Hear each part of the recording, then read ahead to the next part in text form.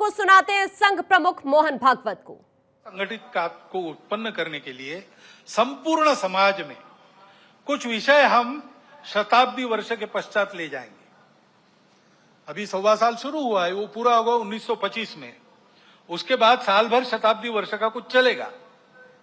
उसके बाद समाज में हम विषय लेने जाने वाले हैं। समाज के स्वस्थ स्थिति की पहली शर्त है सामाजिक समरसता और सद्भावना। इसके बिना संगठन संभव नहीं। और इसलिए इन बातों को ले जाना है। लेकिन ये बात ले जानी है, कार्यक्रम ले जाने से नहीं होता।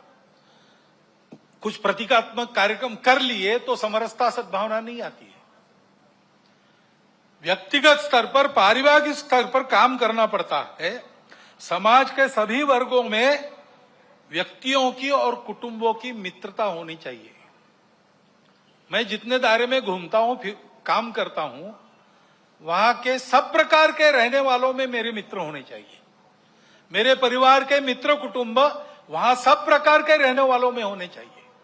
भाषा विविध है, पंथ संप्रदाय विविध है, खान पान रीति रिवाज सब अलग अलग होने के बाद भी ये कुटुंबों की और व्यक्तियों की मित्रता, यही समाज में समरसता लाती है। प्रबोधन करने के लिए बाकी सब काम आता है, आचरण करने के लिए ये प्रत्यक्ष मित्रता चाहिए।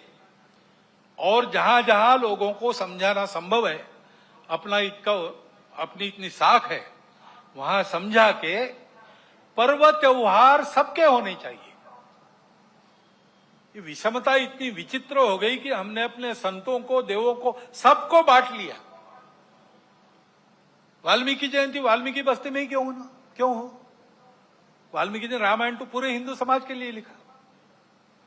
तो भगवान वाल्मीकि की जयंती सब मिलके मनाए, भगवान रविदास की जयंती सब मिलके मनाए।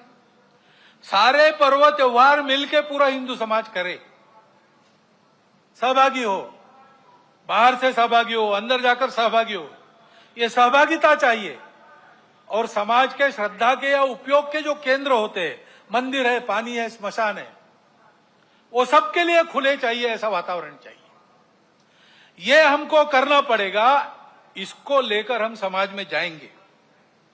अपने समाज में अनेक जाति वर्ग है, उनका अपना अपना नेतृत्व है। उस नेतृत्व के हाथ में संस्थाएं हैं। उन संस्थाओं के द्वारा उन जाति वर्गों का संचालन होता है, अच्छी तरह होता है।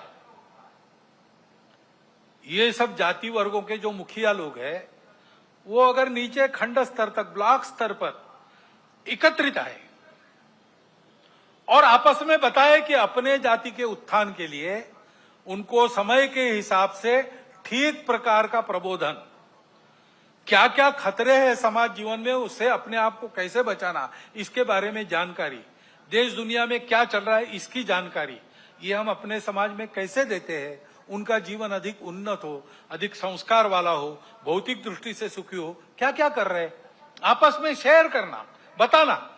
कल्पनाएं मिलती है अन्य लोगों को प्रयास करने के लिए। लेकिन इनके साथ और 2 विषयों की चर्चा करना। अपने अपने जाति वर्ग के लिए हम ये सब कर रहे हैं, बहुत अच्छी बात है। परंतु हम सब मिलकर अपने उस खंड में समाज की कौन सी एक समस्या है जो हम उठाकर अपने बलबूते उसको ठीक कर सकते। पूरे समाज की कोई समस्या, हर 2 महीने बैठते तो 2 महीने में एक कोई समस्या उठाकर उसको ठीक करना, सबने मिलकर तय करना, इसको हम हाथ लगाएंगे, इसको हम ठीक करेंगे। और दूसरा ये तय करना कि हम सब जाति वर्ग यहां रहते हैं, हम मिल रहे हैं, वो हम में जो दुर्बल जाति है उसके लिए हम सब मिलकर क्या कर सकते हैं। एक बैठक में मैं था, वह वाल्मीकि बंधु थे। उन्होंने खड़े होकर बताई अपनी समस्या। हमारे बच्चों के लिए विद्यालय नहीं है, सरकारी विद्यालय चलता नहीं है, प्राइवेट विद्यालय हमको पुराता नहीं है, बच्चे कहां पढ़े। तो वहां राजपूत समाज के लोग बैठे थे, खड़े हो गए। उन्होंने कहा आपकी बस्ती तो हमारी बस्ती को लगकर है। उनका है, तो हमारा स्कूल है, 20% लोगों को हम लेंगे, बिना फीस के पढ़ाएंगे। और वो काम शुरू हो गया। समाज में विभिन्न जाति वर्गों के लोग बैठकर नियमित इन 3 विषयों का विचार अगर करते हैं तो समाज में सद्भावना नहीं रहेगी तो क्या रहेगा। और कौन उस सद्भावना को तोड़ सकेगा, क्योंकि सब जानते हैं कि हम अपना भी विचार करते हैं, सबका भी विचार करते हैं। हम सब एक दूसरे से लगे हैं, हमारे संबंध है, ये करना पड़ेगा। इस बात को लेकर हम जाएंगे और हम आए, इसकी राह देखने की आवश्यकता नहीं। जहां हो सकता है वहां शुरू होना चाहिए। दूसरा विषय सामने आता है, जागतिक समस्या है पर्यावरण की। सारी दुनिया त्रस्त है। एक बड़ा प्रश्न चिन्ह चिंतकों के सामने है, सृष्टि रहेगी कि नहीं रहेगी। और अपने देश में भी उसका अनुभव हो रहा है। हम देखते हैं हमारे यहां पर तरह तरह के उत्पाद हो गए, ऋतु विचित्र बन गई, कभी भी आती है और जब आती है तब फूट पड़ती है। वर्षा नहीं होगी तो मुंह तक में छाले पड़ जाएंगी, इतनी गर्मी, और होगी तब छालों सहित सबको बहा ले जाएंगी। ये विचित्र तीव्रता ऋतुओं की उत्पत्ति हो गई है।